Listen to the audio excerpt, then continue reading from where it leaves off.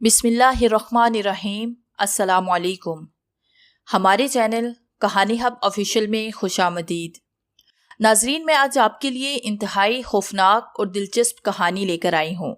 लेकिन कहानी शुरू करने से पहले आपसे गुजारिश है कि अगर आपने हमारा चैनल सब्सक्राइब नहीं किया तो आप हमारे इस चैनल को सब्सक्राइब कर लीजिए और बेल आइकन को भी प्रेस कर लें ताकि हर नई आने वाली वीडियो बआसानी आप तक पहुँच सके। आसेबज़दा ताबूत, एपिसोड नंबर 6। गंगोली जादूगर ने किसी को आवाज दी। सामने वाले दरख्तों के पीछे से 4 सियाफाम आदमी एक तख्त उठाए नमूदार हुए। गंगोली तख्त पर बैठ गया। सियाफाम आदमी ने तख्त उठाया और उसे लेकर एक तरफ को चले गए। सामने वाले दरख्तों में से एक रास्ता बना हुआ था जो पहाड़ों की तरफ जाता था। सियाफाम गुलाम उसी रास्ते पर चले जा रहे थे। जब वो काफी आगे जाकर एक तरफ को मुड़ गए तो मैं दरख्त की ऊंट से निकलकर कुंचन के सामने आया। वो मुझे देखकर बहुत हैरान हुई। मैंने कहा, हैरान होने की जरूरत नहीं, गंगोली जादूगर ने तुमसे जो बातें की हैं वो मैंने सारी सुन ली है। मैं जानता हूँ तुम बेगुनाह बेकसूर हो। तुमने मोहरा मेरे सामने लाकर रानी जी को दिया था। कुंचन की हैरानी अभी तक दूर ना हुई थी। उसने पूछा, महाराज आप कौन हैं? उस वक्त मुझे ख्याल आया कि मैं साधु के बेस में था। मेरी घनी दाढ़ी मूछें थी और मैंने साधु वाला लंबा कुर्ता पहना हुआ था। इस खुलिये में कुंचन ने मुझे बिल्कुल न पहचाना था। मैंने उसी वक्त अपनी दाढ़ी मुझे उतार कर फेंक दी। कुंचन की आंखें खुली की खुली रह गई। बोली, महाराज योगराज आप यहाँ कैसे आ गए? मैंने कहा, ये एक अलग कहानी है जो मैं तुम्हें बाद में बताऊंगा। इस वक्त तुम्हें यहाँ से निकालना बहुत जरूरी है। मैं जल्दी जल्दी रस्सियां खोलने लगा। जब रस्सियां खुल गई तो मैंने कुंचन को बाजू से पकड़ा और उसे लेकर इस तरफ दरख्तों में चल पड़ा जहां मेरा घोड़ा बंधा हुआ था। कुंचन बोली, महाराज मेरे साथ आप अपनी जान खतरे में न डालें। गंगोली बड़ा खौफनाक जादूगर है। उसे फौरन पता चल जाएगा कि आप मुझे उठाकर ले गए हैं। वो मेरे साथ आपको भी जिंदा न छोड़ेगा। मैंने कहा, जो होगा देखा जाएगा। इस वक्त तो तुम यहाँ से निकलो। मैंने लड़की को घोड़े पे बिठाया और खुद उसके पीछे बैठ गया और घोड़े की भाग पकड़ी ही थी कि पीछे से किसी ने चीख कर कहा, खबरदार यहीं रुक जाओ। मैंने पलट कर देखा। दरख्तों में से 2 स्याह फाम तलवारें लिए हमारी तरफ आ रहे थे। कुंचन की चीख निकल गई। ये शायद गंगोली जादूगर के 2 मुहाफिज गुलाम थे जिन्हें वो कुंचन की निगरानी के लिए वहां छोड़ गया था। मैंने घोड़े को एड़ लगाई। कमबख्त घोड़ा 4 कदम चलकर रुक गया।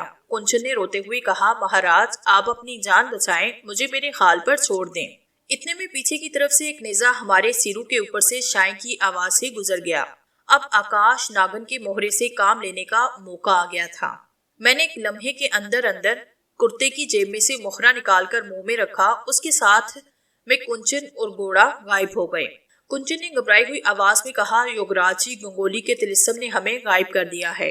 मैंने घोड़े की भाग दाएं जानिब मोड़कर कहा, हम गंगोली के जादू से नहीं, आकाश नागन के मोहरे के जादू से गायब हुए हैं। ये मोहरा मैंने अपने पास रखा हुआ था।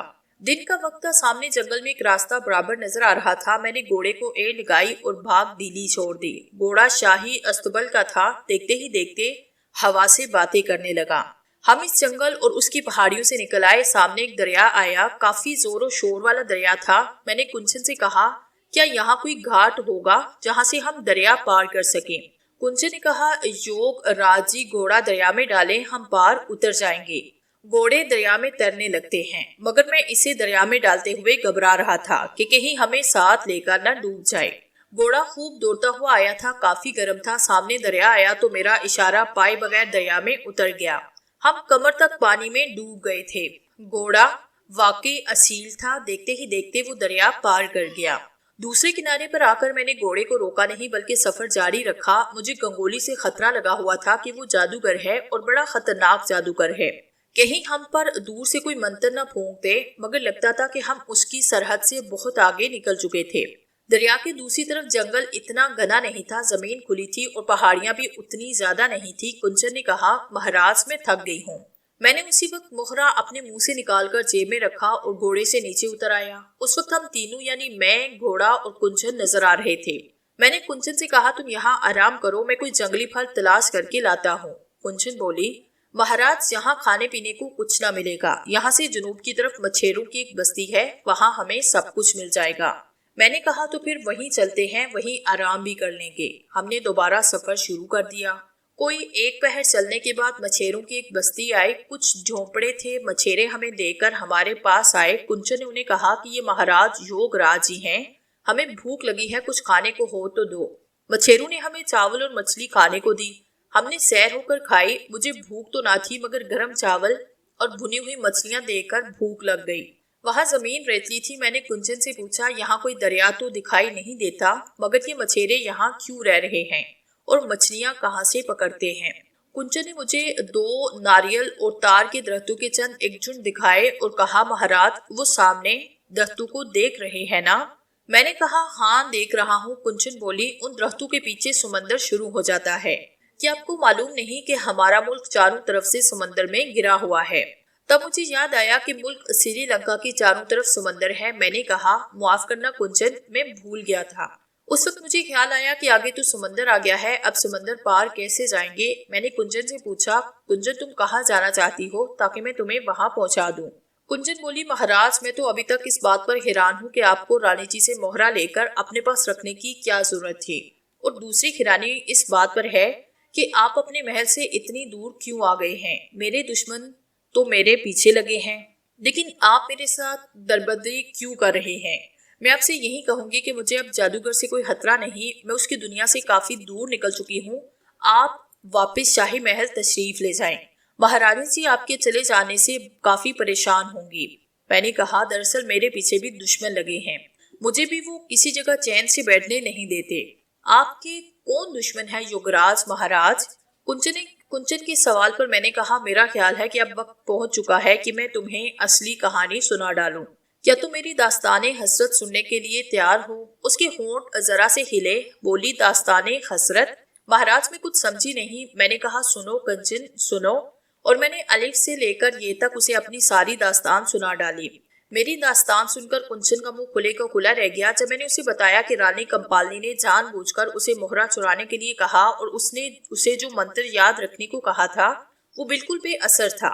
میں نے کہا کنچن رانی چاہتی تھی کہ اگر تم مہرہ نہیں لا سکتی تو کنگولی کے جادو سے بسم ہو جاؤ گی۔ کنچن رو پڑی، کہنے لگی مہاراج میں نے رانی جی کا کیا بگاڑا تھا، میں نے تو ہمیشہ ان کی خدمت کی تھی۔ میں نے کہا ان باتوں کو چھوڑو، یہ بتاؤ کہ اب تم کہاں جانا چاہتی ہو؟ وہ بولی میں اگر کہیں جاتی تو واپس مہارانی جی کے محل میں ہی جا سکتی تھی، مگر محل کے دروازے تو میرے لیے ہمیشہ کے واسطے بند ہو گئے ہیں، اب میرا کوئی نہیں جس کے پاس میں جاؤں۔ میں نے کہا تو پھر میرے ساتھ ہی چلو، میرا بھی اس دنیا میں کوئی نہیں، مل کر سفر کریں گے، 1 سے 2 بہتر ہوتے ہیں۔ اپنی داستان سناتے ہوئے جب میں نے کنچن کو یہ بتایا کہ میرا تعلق بہت آگے سائنس کے جدید ترین زمانے سے ہے تو اس کی سمجھ میں یہ بات نہ آئی۔ میں نے بھی اسے سمجھانے کی کوشش نہ کی، کہنے لگی تم تو سمندر پار کر کے اپنی دنیا میں چلے جاؤ گے، میں کہاں جاؤں گی؟ میں تو پھر اکیلی رہ جاؤں گی۔ میں نے ہنس کر کہا نہیں کنچن، میں اتنی جلدی اپنی دنیا میں نہیں پہنچ جاؤں گا، فکر نہ کرو۔ ہاں اگر تمہارا کہیں سفر میں کسی مقام پر مجھ سے الگ ہو جانے کو جی چاہا تو بے شک ہو جانا۔ کنچن بولی تم سے الگ ہو گئی تو میرا کون ہوگا؟ اور پھر وہ خود ہی شرما گئی۔ کنچن نے میرے ساتھ رہنے کا فیصلہ کیا، یہ فیصلہ اس کی مجبوری بھی تھی اور میں نے اندازہ لگایا تھا کہ وہ مجھے پسند بھی کرنے لگی تھی، مگر ایک بات اس کی سمجھ میں نہ آئی۔ اس نے تعجب سے پوچھا یہ کیسے ہو سکتا ہے یوگراج جی کہ ایک آدمی ایک شہر میں تالاب میں ڈبکی لگائے اور جب سر پانی سے باہر نکالے تو کسی دوسرے شہر میں پہنچ چکا ہو؟ میں نے اس کے جواب میں کہا مجھے خود یقین نہیں آتا، میں خود حیران ہوں، مگر تم یقین کرو کہ میرے ساتھ ایسا ہی ہوا ہے۔ مچھیروں کی بستی میں ہی ہم نے وہ رات بسر کی، وہیں سے ہمیں معلوم ہوا کہ جنوب کی بندرگاہ پر دور دور کے ملکوں کے جہاز آ کر ٹھہرتے ہیں اور دوسرے ملکوں کو بھی جاتے ہیں۔ میرے پاس جو چند ایک ہیرے نیلم تھے وہ میں نے کنچن کو دکھا دیے تھے، کہنے لگی ہمیں ان کے بدلے سونے کے سکے حاصل کر لینے چاہیے۔ میں نے کہا بندرگاہ پر چل کر دیکھیں گے، وہاں شاید جوہری بھی مل جائے۔ ہم گھوڑے پر سوار ہو کر جنوب کی بندرگاہ پر آئے، یہاں ہم ایک سرائے میں ٹھہر گئے کیونکہ ایک جہاز موصل کی جانب 1 ہفتے کے بعد روانہ ہونے والا تھا۔ میں نے ایک نیلم یہاں آ کر تاجر کو دے کر اس کے عوض سونے کے سکوں سے بری ہوئی ایک تھیلی حاصل کر کے اپنی کمر کے ساتھ باندھ لی۔ ہفتے کے بعد ایک بادبانی جہاز میں سوار ہو کر ہم اس زمانے کے عراق کے شہر موصل کی جانب روانہ ہو گئے۔ اس شہر کا انتخاب میں نے اس لیے کیا تھا کہ اس طرف کا سارا علاقہ میرا دشمن بن چکا تھا اور میں اس علاقے سے دور نکل جانا چاہتا تھا۔ مجھے معلوم نہیں تھا کہ دجلہ فرات کی وادی میں تاریخ کتنی بدل چکی ہے اور عراق اب کس بادشاہ کی زیر سلطنت ہے، کیونکہ وہ اخبار، ریڈیو، ٹیلی ویژن کا زمانہ نہیں تھا کہ مجھے خبر ہو جاتی کہ عراق پر کون سا بادشاہ حکمران ہے۔ یہ سمندری سفر بھی بڑا تھکا دینے والا تھا۔ کنچن سے میں نے کہہ دیا تھا کہ آگے سمندر کا بڑا لمبا سفر ہے، اس کے بعد دجلہ فرات کی وادی تمہارے لیے بالکل اجنبی ہوگی۔ وہاں کی آب و ہوا بڑی خشک ہوتی ہے، معلوم نہیں تم وہاں رہ بھی سکو گی یا نہیں، اس لیے اگر تم چاہو تو مجھ سے یہی جدا ہو کر واپس جا سکتی ہو۔ جس کے جواب میں کنچن نے کہا، یوگراج جی، اب میرا جینا مرنا سب تمہارے ساتھ ہی ہے، میں تمہارے ساتھ ہی جاؤں گی۔ اس زمانے میں بادبانی جہاز ہوتے تھے جو سمندری موجوں کے رحم و کرم پر چلتے تھے۔ ان کی رفتار بہت کم ہوتی تھی۔ موصل میں یہ جہاز شاید 2 مہینوں میں پہنچا۔ مجھے اچھی طرح سے یاد نہیں کہ اس شہر بندرگاہ کا نام موصول ہی تھا یا کچھ اور تھا۔ بندرگاہ ایک عجیب بے سر و سامانی کا منظر پیش کر رہی تھی۔ میں جنوب کے گرم مرطوب علاقے سے نکل کر مشرقی وسطی کے گرم خشک علاقے میں پہنچ گیا تھا۔ چونکہ مجھ پر طلسم کرنے والے اور اس طلسم کا توڑ بتانے والے دونوں کا تعلق اسی سرزمین سے تھا، اس لیے میں یہاں آ گیا تھا کہ ممکن ہے اسی سرزمین سے میرے واپس اپنی دنیا میں جانے کی کوئی صورت نکل آئے۔ کاہن جادوگر کے طلسم سے مجھے میرے بازو پر بندھے ہوئے تعویذ نے محفوظ کر رکھا تھا۔ مجھے صرف اس تعویذ کی خبر گیری اور حفاظت کرنا تھی۔ دوسرے رحم دل فرعون آمون کی دعا بھی میرے ساتھ تھی۔ آکاش ناگن کا مہرہ بھی میری جیب میں تھا جس کو منہ میں رکھ کر میں غائب ہو سکتا تھا۔ اس اعتبار سے میں اپنے دشمن جادوگر کے حملوں سے بہت حد تک محفوظ ہو گیا ہوا تھا۔ بازو پر بندھے ہوئے اپنے تعویذ کے بارے میں نے کنچن کو سب کچھ بتایا۔ وہاں پہنچ کر ہمیں یہ خبر ملی کہ دجلہ فرات کی ساری وادی پر شام سے لے کر عراق اور نینوا تک ایران کا قبضہ ہے۔ نمرود اور بخت نصر کی حکومتیں ختم ہو چکی ہیں۔ تاریخی اعتبار سے گویا مصر اور بابل و نیوا کی تہذیب کا عہد ختم ہو گیا تھا اور اب یونانیوں کا دور شروع ہونے والا تھا۔ بندرگاہ کے شہر میں ہم نے ایک سرائے میں قیام کیا۔ ہمارے پاس سونے کے کافی سکے تھے جن کی بڑی قدر و قیمت تھی۔ میں نے اور کنچن نے اس علاقے کے لباس کے مطابق نئی اور اچھی قسم کی پوشاکیں خرید کر پہن لی۔ ابھی ہم سرائے میں ہی ٹھہرے ہوئے تھے۔ ایران کی حکومت نے جادو ٹونے کے کام پر پابندی لگا دی تھی۔ اس زمانے میں ایران کو پارس کہتے تھے اور یہ پارسی لوگ آتش پرست تھے اور جادو ٹونے کو سخت گناہ سمجھتے تھے۔ میں نے کنچن سے کہا، کنچن، میں کسی ایسے آدمی سے ملنے کی امید لے کر یہاں آیا ہوں جو سحر اور طلسم کا ماہر ہو اور میں اس کے کسی طلسمی منتر کی مدد سے واپس اپنی دنیا میں پہنچ سکوں۔ لیکن یہاں تو جادوگری حرام ہے۔ میرا خیال ہے ہمیں مصر کے کسی اور ملک کا رخ کرنا چاہیے۔ مصر پر ابھی تک مصری فرعونوں کی حکومت ہے، وہاں جادو ٹونے کا بھی بڑا زور ہے۔ مجھے امید ہے کہ وہاں کوئی نہ کوئی جادوگر عورت ایسی مل جائے گی جو میری مدد کر سکے۔ کنچن نے کہا، تمہاری تجویز بالکل ٹھیک ہے، میں اس کی تائید کرتی ہوں۔ ہمیں یہاں سے مصر چلے جانا چاہیے، یہاں بیٹھے رہنے کا کوئی فائدہ نہیں۔ سرائے سے قافلے مختلف سمتوں کو جاتے ہی رہتے تھے۔ ایک روز معلوم ہوا کہ ایک قافلہ مصر کی طرف جا رہا ہے۔ ہم اس قافلے کے ساتھ ہو گئے۔ 1 ماہ تک قافلہ صحراؤں اور سنگلاخ زمینوں پر سفر کرتا رہا۔ کنچن کا رنگ اس علاقے کی خشک گرمی میں اور زیادہ سانولا ہو گیا۔ آخر ہم مصر کے دارالحکومت پہنچ گئے۔ کچھ روز سرائے میں قیام کیا۔ شہر میں امن و امان تھا۔ مصر کے تخت پر کوئی بوڑھا فرعون بیٹھا تھا جو کاہنوں کے اشاروں پر چلتا تھا۔ یہ فرعونوں کی حکومت کے زوال کا زمانہ تھا۔ اس کے بعد مصر و ایران پر سکندر اعظم کا قبضہ ہونے والا تھا۔ سرائے میں ہم زیادہ دن تک قیام نہیں کر سکتے تھے۔ میرے پاس کافی پیسے تھے۔ سونے کے سکوں کی تھیلی میں ہر چند 1 سکے ہی ابھی تک خرچ ہوئے تھے۔ اس کے علاوہ میرے پاس کچھ ہیرے بھی تھے جو بہت قیمتی تھے۔ کنچن نے مجھے مشورہ دیا کہ اگر ہمیں اس ملک میں زیادہ دیر قیام کرنا ہے تو ہمیں چاہیے کہ دریائے نیل کے کنارے کوئی چھوٹا سا مکان خرید کر وہاں اٹھ چلیں۔ مجھے کنچن کی تجویز پسند آئی۔ میں ایک دن بازار گیا اور ایک جوہری کے پاس ایک ہیرا بیچا۔ اس کے عوض مجھے سونے کے اتنے سکے ملے کہ ہم نے دریا کنارے ایک چھوٹا سا مکان اپنی رہائش کے لیے خرید لیا اور اس میں آ کر رہنے لگے۔ مکان خریدنے کے بعد بھی میرے پاس کافی طلائی سکے بچ رہے تھے۔ میں نے انہیں باقی کے 3 ہیروں کے ساتھ مکان کے عقبی صحن میں گڑھا کھود کر چھپا دیا۔ صبح کے وقت میں مصر کے قدیم ترین دارالحکومت تھیمس کی طرف نکل جاتا۔ میں نے 2 گھوڑے بھی خرید لیے تھے۔ میں گھوڑے پر سوار شہر کے بازاروں، خانقاہوں، موبدوں میں پھرتا رہتا۔ اس کے بعد اہرام مصر کی طرف چلا جاتا۔ ابھی یہ اہرام کھنڈر نہیں بنے تھے، ان کی شان و شوکت بدستور قائم تھی۔ پتھر کسی جگہ سے بھی نہیں ٹوٹے تھے۔ ہر اہرام کے باہر سپاہیوں کا دستہ حفاظت پر مامور تھا۔ کسی کو شاہی اہرام کے اندر جانے کی اجازت نہ تھی۔ ایک دن میں مصر کے نیک دل فرعون آمون کے اہرام پر بھی گیا۔ قریب جانے کی کسی شہری کو اجازت نہ تھی۔ میں کچھ فاصلے پر سے اہرام کو تکتا رہا۔ بس دل میں ایک لگن اور جستجو تھی کہ کسی جگہ کسی مقام پر حقیقت کی دنیا میں نہیں تو خواب میں ہی نیک دل امون سے ملاقات ہو جائے اور اس سے پوچھوں کہ میں اپنی دنیا میں کیسے واپس جا سکتا ہوں۔ ہو سکتا ہے کہ کہاں جادوگر کی بدروح بھی مسلسل میری نگرانی کر رہی ہو اور مجھ پر حملہ کرنے کی تدبیریں سوچ رہی ہو، لیکن اپنے بازو پر بندھے ہوئے تعویذ کی بدولت میں اس کے ہر تہریبی حملے سے بچا ہوا تھا۔ کنچن دریا کے کنارے والے مکان پر گھریلو کام کاج میں مصروف رہتی۔ ہم نے 2 ملازم رکھ لیے تھے، ایک عورت تھی اور ایک حبشی غلام تھا۔ شام کو تھکا ہارا گھر واپس آتا تو کنچن پہلا سوال یہ کرتی کہ کوئی عورت نظر آئی، رات کو سو جاتا اور صبح پھر کام کی تلاش میں نکل پڑتا۔ ابھی تک مجھے کوئی کامیابی نصیب نہ ہوئی تھی، نیک دل فرعون کے شہر میں آ کر بھی اس کی نیک روح سے ملاقات نہ ہوئی تھی۔ مجھے امید تھی کہ اس کی رہنمائی ہی مجھے میری دنیا میں واپس لے جا سکے گی۔ اسی طرح در بدری کرتے 2 مہینے گزر گئے۔ اب میں کچھ مایوس ہو گیا تھا۔ مجھے یقین ہونے لگا تھا کہ فرعون کی نیک روح اس شہر میں مجھے نہیں ملے گی۔ اگر اسے ملنا ہوتا تو اب تک میرے خواب میں ہی آ کر مجھے کوئی راستہ دکھا دیتی۔ کنچن کا بھی یہی حال تھا کہ جس نیک روح کی مجھے تلاش ہے وہ اس شہر میں نہیں ہے۔ میں نے اسے کہا تو پھر ہمارا اس شہر میں رہنے کا کیا فائدہ؟ ہمیں کسی دوسرے ملک میں جا کر نیک دل روح کا انتظار کرنا چاہیے، ہو سکتا ہے وہاں اس سے ملاقات ہو جائے۔ کنچن کہنے لگی کچھ روز اور دیکھ لیتے ہیں، اگر پھر بھی کامیابی نہ ہوئی تو یہاں سے چلے جائیں گے۔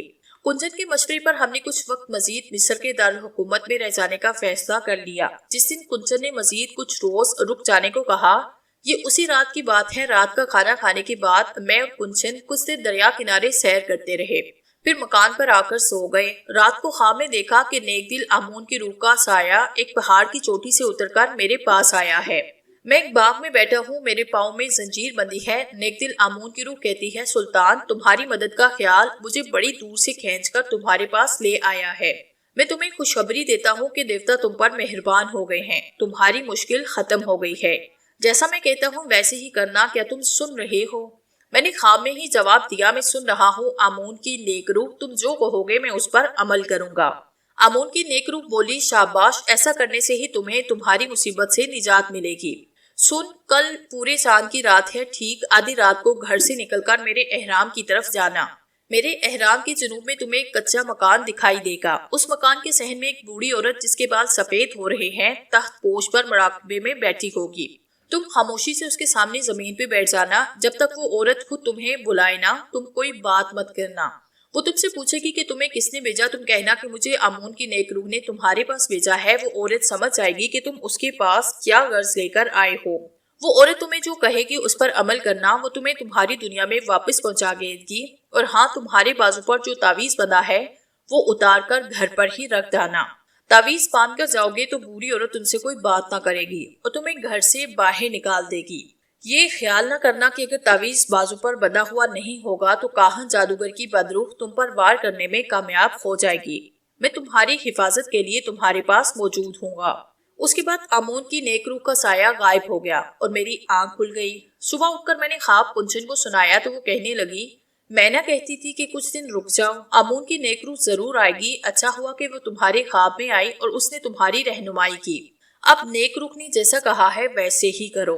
میں نے کہا، میں آج ہی آدھی رات کے بعد احرام کی طرف جاؤں گا اور بوڑھی عورت سے ملاقات کروں گا، لیکن امون کی نیک روح نے یہ کیوں کہا کہ میں اپنا تعویذ گھر پر ہی چھوڑتا ہوں؟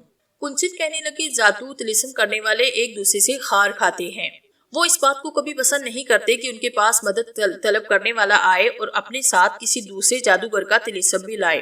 کنچن کی یہ دلیل بڑی مضبوط تھی اور میں فوراً سمجھ گیا کہ امون کی نیک روح نے مجھے تعویذ باندھ کر بوڑھی عورت کے پاس جانے سے کیوں منع کیا تھا۔ رات کو کھانے کے بعد میں اور کنچن گھر پر ہی رہے، سیر کرنے کے لیے نہ گئے، باتیں کرتے رہے۔ جب رات آدھی ہو گئی تو میں نے اپنا تعویذ اتار کر کنچن کے حوالے کیا اور اس سے کہا، یہ اپنے پاس سنبھال کے رکھنا، واپسی پر میں تم سے لے لوں گا۔ کنچن نے مجھ سے کہا، اس کی تم فکر نہ کرو، میں اپنی جان سے بڑھ کر اس کی حفاظت کروں گی۔ جب تم واپس آؤ گے تو میں خود اسے تمہارے بازو پر باندھ دوں گی۔ اس کے بعد میں گھوڑے پر بیٹھ کر امون کے احرام کی طرف روانہ ہو گیا۔ پورے چاند کی چاندنی صحرا میں کھلی ہوئی تھی۔ امون کا حرم شہر سے دور تھا۔ میں گھوڑے کو دورائے لیے جا رہا تھا۔ جب امون کے احرام کے قریب پہنچا تو میں نے گھوڑے کو احرام کے جنوب کی طرف موڑ دیا۔ دور صحرا کے ایک ٹیلے کے پاس مجھے چادری میں ایک کچے مکان کی 4 دیواری دکھائی دی۔ میں مکان کی طرف بڑھا، مکان کا دروازہ کھلا ہوا تھا۔ گھوڑے سے اتر کر میں نے اسے باہر ہی چھوڑا اور ڈرتے ڈرتے دروازے میں سے جھانک کر دیکھا۔ آمون کی نیک روح کے کہنے کے مطابق ایک تخت پوش بچھا تھا جس پر ایک سفید بالوں والی عورت آلتی پالتی مارے سر کو جھکائے مراقبے میں بیٹھی تھی۔ میں خاموشی کے ساتھ صحن میں داخل ہوا اور تخت پوش کے سامنے زمین پر بڑے ادب سے بیٹھ گیا۔ بوڑھی عورت بے حس و حرکت بیٹھی رہی۔ چاندنی میں اس کے سفید بال چاندنی کے تاروں کی طرح چمک رہے تھے۔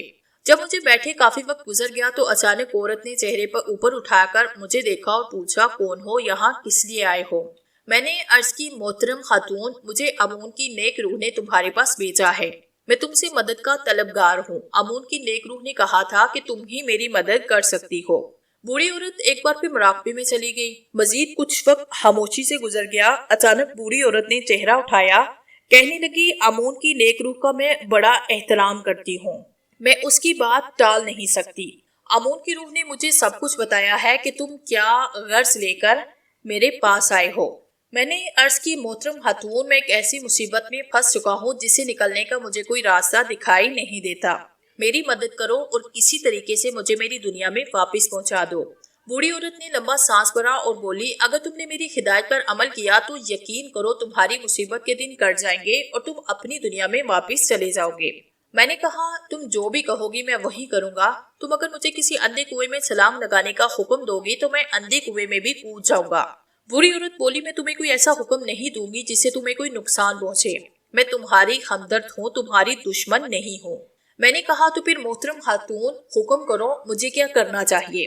بوڑھی عورت کے پاس ایک چھوٹا تھیلا رکھا ہوا تھا۔ اس نے تھیلے میں ہاتھ ڈال کر چمڑے کا اس زمانے میں چلنے والا ایک سکہ نکال کر مجھے دیا اور کہا، یہاں سے 3 کوس مشرق کی طرف چلے جاؤ، آگے تمہیں ایک مردہ گھر ملے گا جہاں لاشوں کو خنوط کیا جا رہا ہوگا۔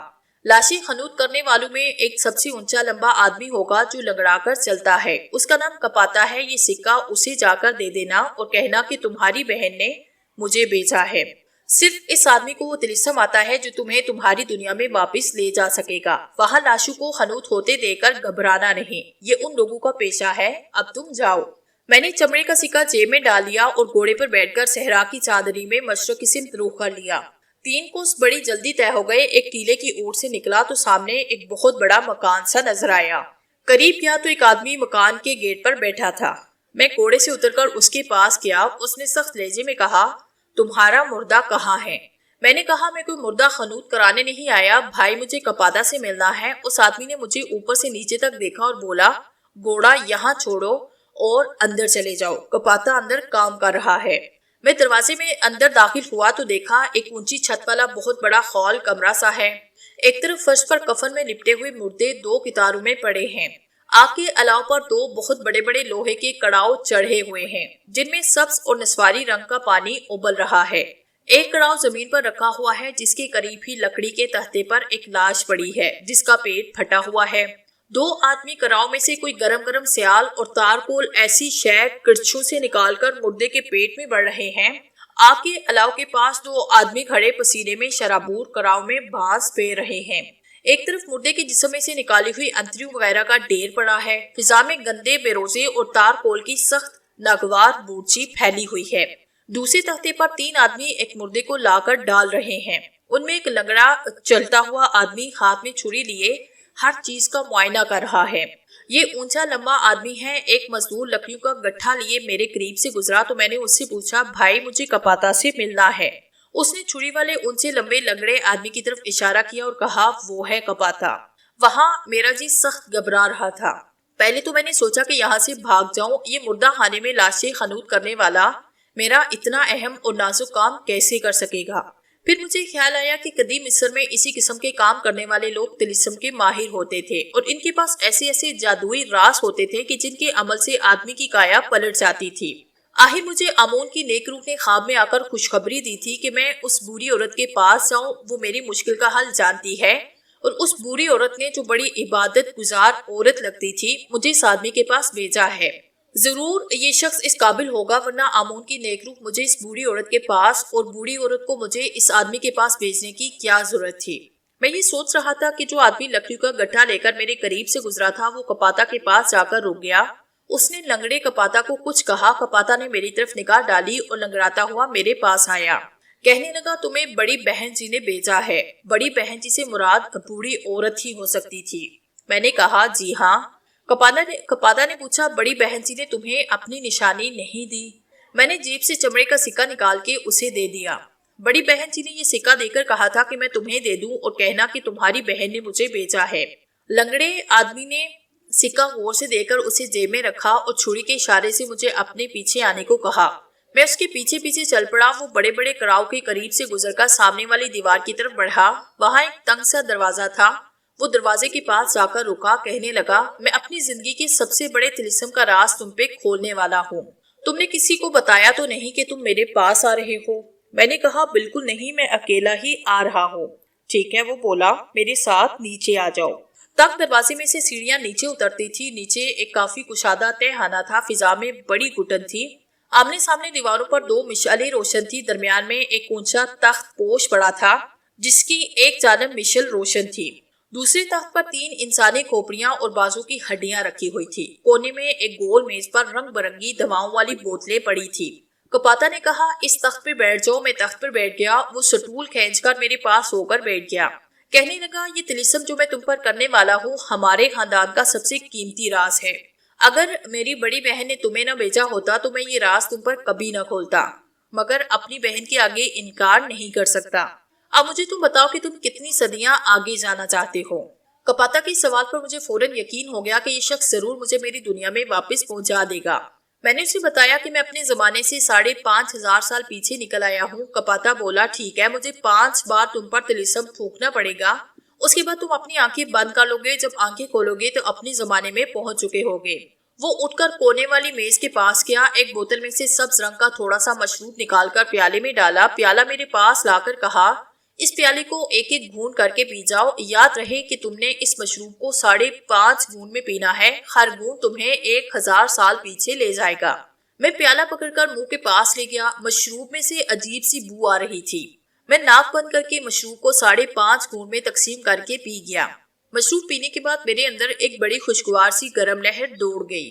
مجھ پر اس مشروب کا بڑا اچھا اثر ہوا تھا۔ میں دل ہی دل میں خوش ہو رہا تھا کہ تھوڑی دیر کے بعد میں اس غیر مہذب اور بجلی، کمپیوٹر، ٹیلی ویژن اور جیٹ ہوائی جہازوں سے محروم معاشرے کو خیر آباد کہہ کر اپنے زمانے میں واپس چلا جاؤں گا۔ کنچن کا دل میں خیال ضرور آ رہا تھا کہ وہ بیچاری میرا انتظار کرتی رہ جائے گی۔ میں اسے 5,500 سال اگلے زمانے میں نکل چکا ہوں گا۔ کنچن سے مجھے محبت سے ہو گئی تھی، مگر ہماری محبت کے درمیان 5,500 سال کا فاصلہ تھا۔ کپاتا نے مجھے مشروب پلانے کے بعد کونے والی میز پر بوتلوں میں سے دوائیاں نکال کر ایک پیالے میں ڈال رہا تھا۔ اس نے وہیں سے آواز دے کر کہا اگر غنودگی محسوس کرو تو مجھے بتا دینا۔ مجھے تھوڑی تھوڑی غنودگی محسوس ہونے لگی تھی۔ میں نے کہا معمولی سی غنودگی محسوس کر رہا ہوں۔ کپاتا پیالے میں تھوڑا سا اور مشروب ڈال کر لے آیا۔ لو اسے بھی پی لو، غنودگی دور ہو جائے گی۔ میں وہ مشروب بھی پی گیا۔ اس کے پیتے ہی میری غنودگی ختم ہو گئی اور میں اپنے اندر ایک طاقت سی محسوس کرنے لگا۔ کپاتا ایک ہاتھ میں انسانی کھوپڑی اور دوسرے ہاتھ میں انسانی کوہنی کی ہڈی لے کر میرے قریب سٹول پہ بیٹھا، کہنے لگا اپنی نظریں اس کھوپڑی پہ جما دو، میں طلسم پڑھنے لگا ہوں۔ میں نے اپنی نظریں کھوپڑی پہ جما دی۔ کپاتا کھوپڑی کے گرد ہڈی کو آہستہ آہستہ دائرے کی شکل میں گھماتے ہوئے کوئی منتر پڑھنے لگا۔ کھوپڑی کو دیکھتے دیکھتے مجھ پر ایک بار پھر غنودگی طاری ہونا شروع ہو گئی۔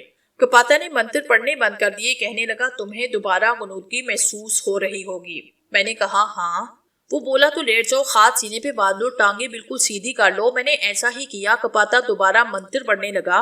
آہستہ آہستہ مجھے ایسے محسوس ہو رہا تھا جیسے میرا جسم ٹھنڈا ہو رہا ہے۔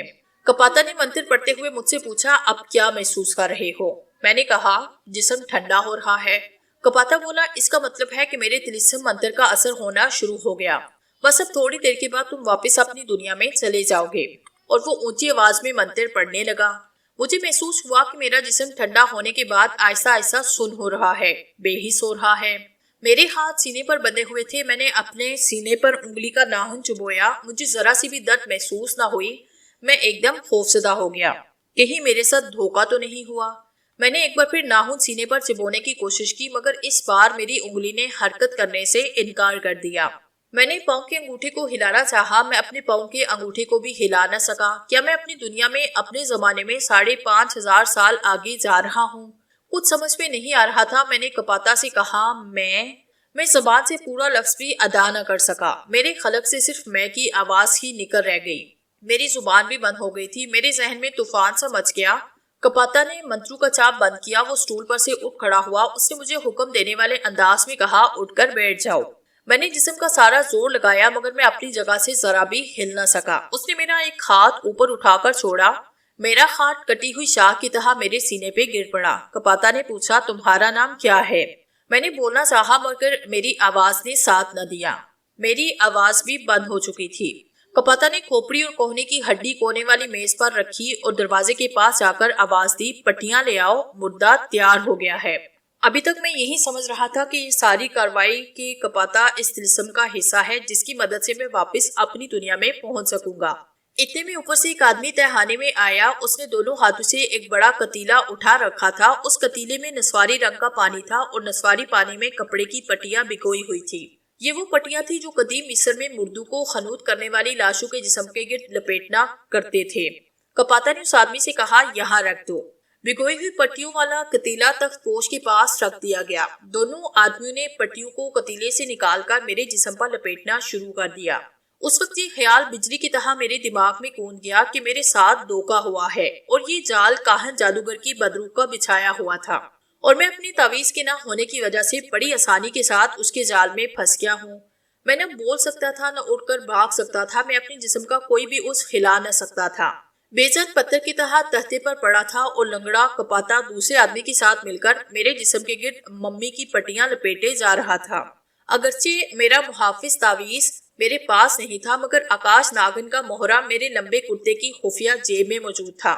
مگر مجھے اس مہرے کا خیال اس وقت آیا جب میں اس قابل نہ رہا کہ جیب سے مہرہ نکال کر منہ میں رکھ کر غائب ہو جاؤں. ان لوگوں نے میرے کپڑے نہیں اتارے تھے بلکہ کپڑوں سمیت میرے جسم پر خوب کس کس کر گیلی پٹیاں لپیٹ رہے تھے. تو کیا خواب میں آنے والی نیک آمون کی روح نہیں تھی؟ کیا یہ کاہن جادوگر کی بدروح تھی جو آمون کی روح کا روپ دھار کر مجھے اپنے جال میں پھنسانے کے لیے خواب میں آ گئی تھی؟ کاہن جادوگر کی بدروح کا فریب ثابت ہو رہا تھا. یہ لوگ مجھے زندہ ممی بنا رہے تھے. میری صرف سماعت بینائی اور سوچنے کی قوت کام کر رہی تھی. باقی سارے جسم نے کام کرنا چھوڑ دیا تھا. میں صرف سن سکتا تھا, سوچ سکتا تھا, دیکھ سکتا تھا, نہ بول سکتا تھا اور نہ اپنے جسم کو حرکت دے سکتا تھا. میں تختے پر بالکل سیدھا پڑا تھا. میری آنکھیں چھت پر لگی تھی اور سوچ رہا تھا کہ میرا انجام کیا ہوگا. مجھے زندہ حالت میں حنوط کر دیا گیا تھا. کاہن جادوگر کی بدروح نے مجھ پر بڑی مہربانی کی تھی کہ میرا پیٹ کھول کر انتری کو نہیں نکالا تھا. خدا جانے ایسا اس نے کس لیے نہیں کیا تھا. اچانک چھت پر دھوئیں کا ایک گولا نمودار ہوا. گولا گھومنے لگا. پھر اس نے کاہن جادوگر کی بدروح کی شکل اختیار کی. اس نے اپنی کھڑکھڑاتی آواز میں کہا, میں نے تجھ سے آمون کی روح کو میرے قبضے سے چھڑانے کا بدلہ لے لیا ہے. اس پر میں نے تم پر بڑا کاری وار کیا. اپنے مردہ جسم کو لے کر تم انتہائی اذیت کی حالت میں ہزاروں سال تک زندگی اور موت کے درمیان لٹکتے رہو گے. میں نے اس لیے بھی تمہارے جسم کا چیر پھاڑ نہیں کرایا کہ ممکن ہے تمہارے جسم کو چیرنے پھاڑنے سے تم مر جاؤ. مگر میں تمہیں مارنا بھی نہیں چاہتا. میں نے تمہیں ایک ایسی زندگی دے دی جو موت سے بدتر ہے. کاہن کی بدروح کا سایہ غائب ہو گیا. اب اس میں کوئی شک کی گنجائش نہیں رہی تھی کہ میرے ساتھ جو کچھ ہو رہا تھا وہ کاہن جادوگر کی بدروح کے اشارے پر ہو رہا تھا. جب میرے سارے جسم اور چہرے پر سوائے میری آنکھوں کی گیلی پٹیاں لپیٹ دی گئی تو لنگڑے کپاتا نے اپنے آدمی سے کہا, اس کا تابوت لاؤ. وہ آدمی اوپر سے ایک تابوت اٹھا کر لے آیا. مجھے اس تابوت میں ڈال کر اس کا ڈھکن بند کر کے میہوں سے تھونک دیا گیا. اس کے بعد مجھے ایسے لگا مجھے اٹھا کر اوپر لے جایا گیا ہے. وہاں سے باہر لے جایا گیا اور پھر مجھے کسی پر لاد دیا گیا. جب مجھے ہچکولے لگنے لگے تو میں سمجھ گیا کہ مجھے کسی خچر وغیرہ پر لادا گیا ہے. ساتھ ساتھ شاید 2 خچر بھی تھے. ان کی ٹاپو کی آواز اس وقت آ جاتی تھی جب ان کے پاؤں ریت کی بجائے سخت زمین پر پڑتے تھے. کافی دیر تک یہ ہچکولوں کا سلسلہ جاری رہا. پھر جانور رک گئے. مجھے کپاتا کی آواز آئی, تابوت نیچے دریا کے پاس لے آؤ. میرے تابوت کو خچر پر سے اتار کر زمین پہ رکھ دیا گیا. پھر اسے گھسیٹا جانے لگا. یہ لوگ مجھے تابوت سمیت دریا میں پھینک رہے تھے. یہ دریائے نیل تھا جو آگے جا کر سکندریہ کے مقام پر بحریہ احمر میں جا گرتا تھا. ایک بار میرا تابوت سمندر میں داخل ہو گیا تو پھر اس کا اللہ ہی حافظ تھا. کچھ بچا نہیں تھا. سمندر کی موجیں اسے کہاں سے کہاں لے جائیں گی اور اگر سمندر میں طوفان آ گیا تو موجوں کے تھپیڑے تابوت کے ٹکڑے اڑا دیں گے اور میں سمندر میں ڈوب جاؤں گا اور سمندر کے نیچے مچھلیاں دیکھتے ہی دیکھتے میری ٹکا بوٹی کر دیں گی. اس عذاب سے نجات حاصل کرنے کا صرف ایک ہی طریقہ تھا کہ کسی طرح سے میں اپنے کرتے کی خفیہ جیب سے مہرہ نکال کر منہ میں رکھوں اور غائب ہو جاؤں. غائب ہوकर میں تابوت سے باہر آ سکتا تھا، لیکن ایسا ممکن نظر نہیں آتا تھا۔ ایک تو میرا جسم پتھر ہو چکا تھا، دوسرے اگر میرے ہاتھ میں حرکت پیدا ہو بھی جاتی تو میرے جسم پر پٹیاں لپیٹی تھی۔ پٹیوں کو پھاڑ کر اندر اپنی جیب میں ہاتھ نہیں ڈال سکتا تھا۔ مجھے ایسے لگا جیسے میرے تابوت کو زمین سے اوپر اٹھا لیا گیا ہے۔ پھر تابوت کے دریا میں گرنے کی آواز آئی، اس کے بعد خاموشی چھا گئی۔ تابوت معمولی ہچکولے کھاتا دریائے نیل کی لہروں پر چل پڑا تھا۔ دریا اور پھر سمندر میں یہ کسی نامعلوم منزل کا سفر تھا۔ تابوت کے اندر اندھیرا تھا۔ ایک خیال ضرور آیا کہ شاید کوئی ماہی گیر دریا میں بہتے تابوت کو دیکھ کر اسے باہر نکال کر کھول دے، لیکن اس زمانے میں غریب لوگ جن کی اتنی استطاعت نہیں ہوتی تھی کہ اپنے عزیز و اقارب کے مردے کو خنود کرا کے دفن کریں، مردے کو تابوت میں بند کر کے دریا برود کر دیتے تھے۔ مجھے خیال آیا کہ ایک طرح سے میں بھی عدم کے سفر پر رواں دواں ہوں۔ اگر کسی چور ڈاکو نے یہ سمجھ کر اس تابوت کے مردے کے ساتھ قیمتی چیزیں بھی ہوں گی دریا سے نکال بھی لیا، تو وہ یہ دیکھ کر کہ تابوت میں سوائے ایک لاش مردے کے اور کچھ نہیں، ممکن ہے مجھے آگ لگا دے یا کسی گڑھے میں دفن کر دے۔ دونوں حالتوں میں میرا انجام ایک ایسی موت تھی جو موت سے کہیں زیادہ عبرتناک حالت تھی۔ میں نے آنکھیں بند کر لی اور اپنے آپ کو حالات کے حوالے کر دیا۔ میری جگہ اگر آپ ہوتے تو آپ بھی بیان نہیں کر سکتے تھے کہ آپ کو تابوت میں بند کتنا وقت گزر گیا ہے۔ کچھ وقت گزرنے کے بعد تابوت کبھی اوپر کو اٹھ جاتا اور پھر نیچے کو غوطہ لگا جاتا۔ یہ سمندر کی دیو پیکر موجوں کی حرکت ہی ہو سکتی تھی۔ تابوت سمندر میں داخل ہو چکا تھا۔ یہ حالت بھی نہ جانے کب تک جاری رہی۔ میرے جسم کو تو کچھ بھی محسوس نہیں ہو رہا تھا، لیکن میری آنکھوں کو سینگ سا لگنے لگا تھا۔ اس کا مطلب تھا کہ تابوت پر بڑی تیز دھوپ پڑ رہی تھی۔ اتنا مجھے معلوم تھا کہ میرا تابوت جس سمندر میں سفر کر رہا ہے اسے بحر احمر کہتے ہیں، اور اس کی ایک جانب سرے زمین عرب ہے اور دوسری طرف بڑے اعظم افریقہ کا مشرقی ساحل ہے۔ یہاں سمندر دو بڑے اعظموں کے درمیان ایک تنگنائی میں سے گزرتا ہے اور آگے جا کر بحر عرب میں مل جاتا ہے۔ انسان نے ابھی اتنی ترقی نہیں کی تھی۔ یہ جادو ٹونے اور توہمات کا زمانہ تھا۔ شہروں کو چھوڑ کر لوگ ابھی تک جنگلوں میں نیم وحشی زندگی بسر کرتے تھے۔ اگر میں کسی جزیرے پر پہنچ جاتا ہوں یا افریقہ کے ساحل پر آ جاتا ہوں تو وحشی لوگ مجھے زندہ مردہ سمجھ کر یا تو وہیں ختم کر دیں گے اور یا پھر مجھے کوئی ایسی مفوق الفطرت ہستی سمجھ کر کہ جس نے موت پر فتح پا لی ہے میری پوجا شروع کر دیں گے۔ دوسری صورت میں میرے زندہ بچنے اور دوبارہ زندگی کی وادیوں میں داخل ہونے کا قوی امکان تھا۔ اور پھر سمندر میں زبردست طوفان آ گیا۔ بڑی بڑی خیزان خیز سمندری موجیں میرے تابوت کو کھولنے کی طرح اچھال اچھال کر پھینکنے لگی۔ یہ عمل نہ جانے کب تک جاری رہا۔ پھر ایسے ہوا کہ ایک بار تابوت اوپر کو اچھلا اور واپس موجوں پر گرنے کی بجائے زمین سے ٹکرایا اور اس کا ڈھکنا تراہ کی آواز سے ٹوٹ کر پڑے جا گرا۔ پہلی شے جس کا میں نے نظارہ کیا وہ دن کی روشنی تھی۔ افسوس کہ میں ہاتھ پیر نہیں ہلا سکتا تھا، ورنہ میں تابوت سے باہر آ جاتا۔ یہی ایک امید تھی کہ اگر یہ کسی ملک کا ساحل ہے تو کسی نہ کسی ماہی گیر کی تابوت پر نظر پڑے گی اور وہ ضرور اس طرف آئے گا۔ اگر میں کسی جزیرے پر پہنچ گیا ہوں تو جزیرے کے نیم وحشی لوگ ضرور معلوم کرنے آئیں گے کہ تابوت کہاں سے آیا۔ میرے اوپر سورج کی تیز تپش والی دھوپ پڑ رہی تھی۔ نہ جانے میں کب تک وہاں پڑا رہا۔ اس دوران دو بڑی عجیب تبدیلیاں رونما ہوئی۔ پہلی تو یہ کہ تیز دھوپ نے میرے جسم کو گرم کر دیا اور مجھے اپنی رگوں میں خون آہستہ آہستہ گردش کرتا محسوس ہونے لگا۔ دوسری تبدیلی میں نے اپنے چہرے پر لپٹی ہوئی پٹیوں میں یہ محسوس کی کہ گرم دھوپ میں پٹیوں کے ساتھ جو موم اور گوند چپکائی گئی تھی اس نے پگھلنا شروع کر دیا تھا۔ کچھ دیر کے بعد مجھے اپنے چہرے پر موم اور گوند بہتی ہوئی محسوس ہونے لگی۔ میرے چہرے کی کھال میں زندگی کی لہر نمودار ہو چکی تھی۔ میں نے اپنے پاؤں اور ہاتھوں کو چلانے کی کوشش کی، لیکن میں صرف اپنے پاؤں کے انگوٹھے، 2-3 انگلیوں اور اسی طرح اپنے ہاتھوں کے انگوٹھے اور 1-2 انگلیاں ہی ہلا سکا۔ اندھیرے میں یہ امید کی ایک کرن نمودار ہوئی تھی۔ قدرت نے مجھ پہ ترس کھا کر مجھے زندگی کا احساس بخش دیا تھا۔ میں تابوت کے اندر ہی پڑا رہا۔ سورج کی دھوپ میرے سارے جسم پر پڑ رہی تھی۔ تھوڑی تھوڑی دیر کے بعد میں اپنے ہاتھ پاؤں کی انگلیوں کو ہلانے لگتا۔ دھوپ کی تپش نے میرے جسم کے ساتھ لپٹی ہوئی پٹیوں کو کھولنا شروع کر دیا۔ میں نے سیدھے ہاتھ کو اوپر اٹھایا تو وہ تھوڑا سا اوپر اٹھایا۔ 1 گھنٹے کے بعد میرے بازو میں بھی طاقت آ گئی۔ میں لیٹے لیٹے ہاتھوں سے اپنے جسم سے لپٹی ہوئی پٹیوں کو کھولنے لگا۔ وہ کھل تو نہیں رہی تھی مگر ڈھیلی ہوتی جا رہی تھی۔ مجھے صرف اپنے کرتے کے اندر تک ہاتھ لے جانا تھا تاکہ خفیہ جیب سے آکاش ناگن کا موہرا نکال سکوں۔ یہ کام کافی مشکل لگ رہا تھا، لیکن چونکہ مجھے معلوم تھا کہ کرتے کی خفیہ جیب کہاں ہے، اس لیے میں ٹھیک اس جگہ سے پٹیوں کو ہٹانے لگا۔ کافی کوشش کے بعد میرا ہاتھ پٹیوں کے اندر جیب تک پہنچ گیا۔ میں نے جیب میں ہاتھ ڈالا اور موہرا نکال کر اسے فوراً منہ میں رکھا۔ موہرا رکھتے ہی میں غائب ہو گیا۔ غائب ہوتے ہی میں پٹیوں اور تابوت سے باہر نکل آیا۔ تابوت میں صرف میرے جسم کے گرد لپٹی ہوئی گیلی پٹیاں رہ گئی، جو تابوت میں اس طرح تہ سے لگی ہوئی تھی جس طرح سرہانہ نکلنے کے بعد خالی غلاف پڑا رہ گیا ہو۔ اچانک مجھے خیال آیا کہ میں مشکل کے وقت کام آنے کے خیال سے ہر وقت اپنی کمر کے ساتھ 2-3 قیمتی ہیرے کپڑے میں لپیٹ کر باندھے رکھتا تھا۔ میں نے اپنے کمر کو ٹٹولا، میری کمر ننگی تھی۔ میں نے تابوت میں پٹیوں کو ادھر ادھر ہٹایا۔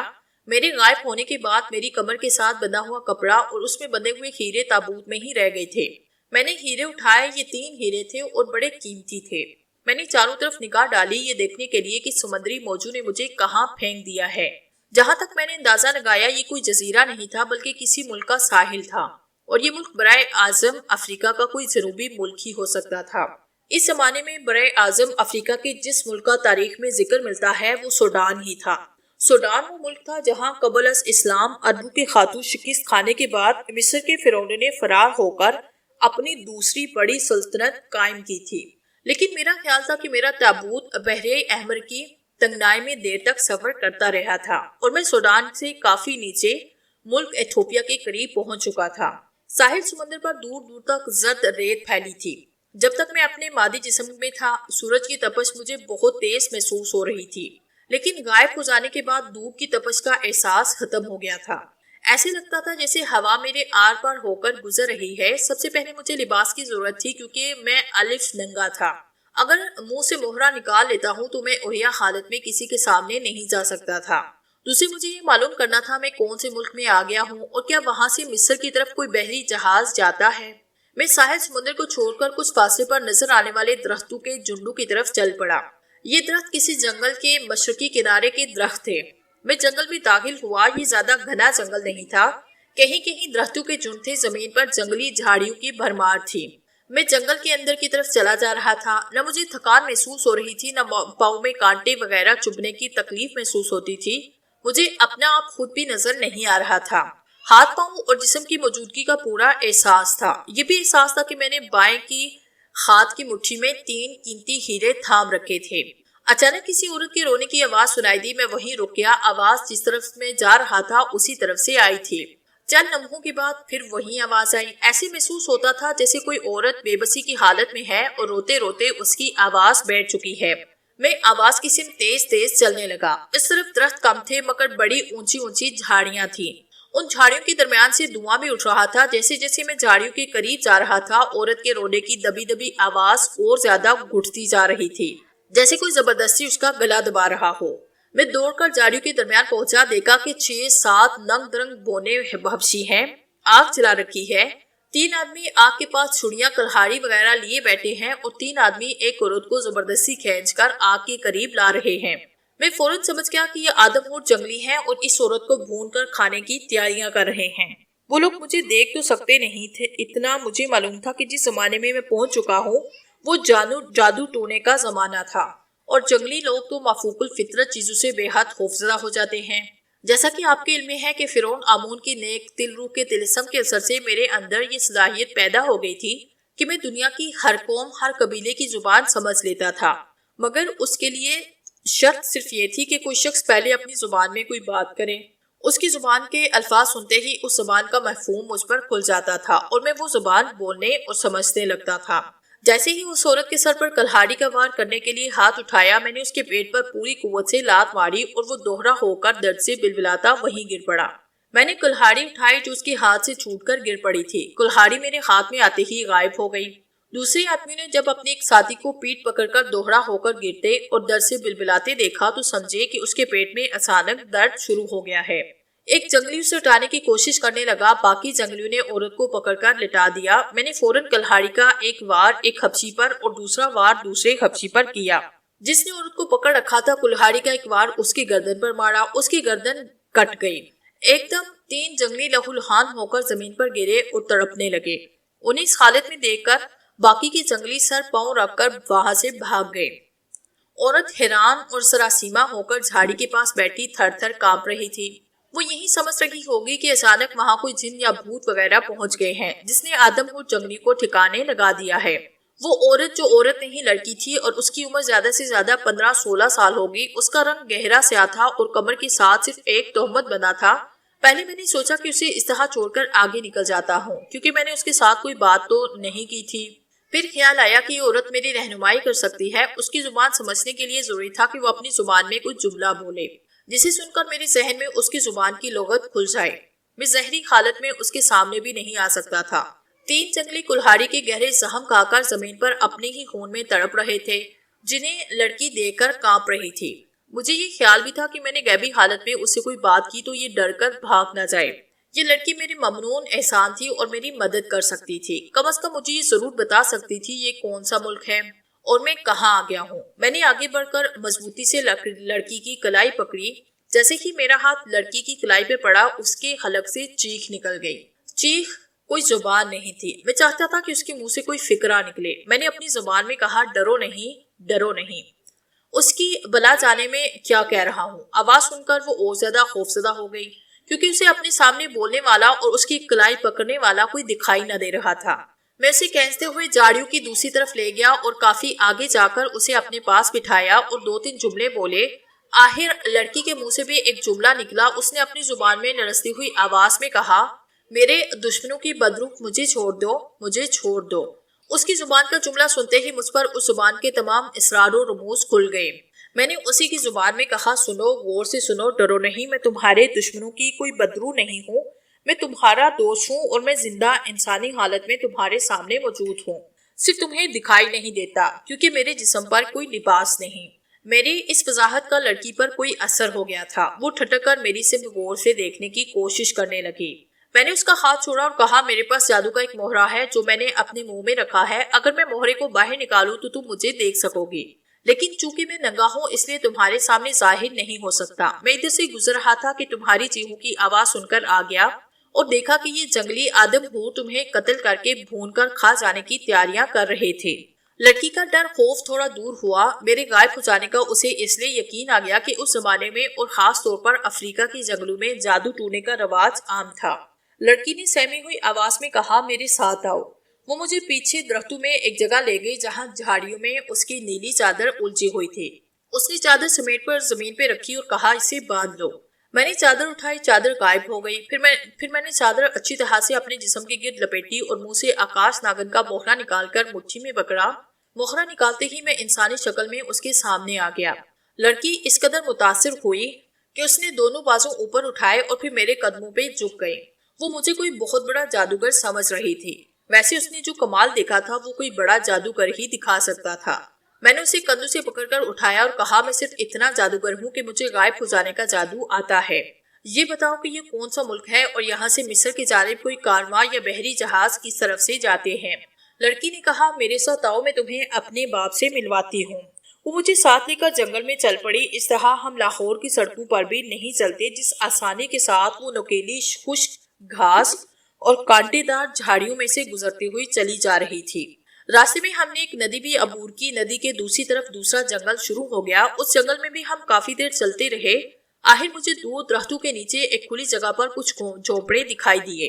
لڑکی جھونپڑوں کو دیکھتے ہی اس طرف دوڑ پڑی۔ میں آہستہ آہستہ چلتا رہا۔ اس نے اونچی آواز میں کسی کو آواز دی۔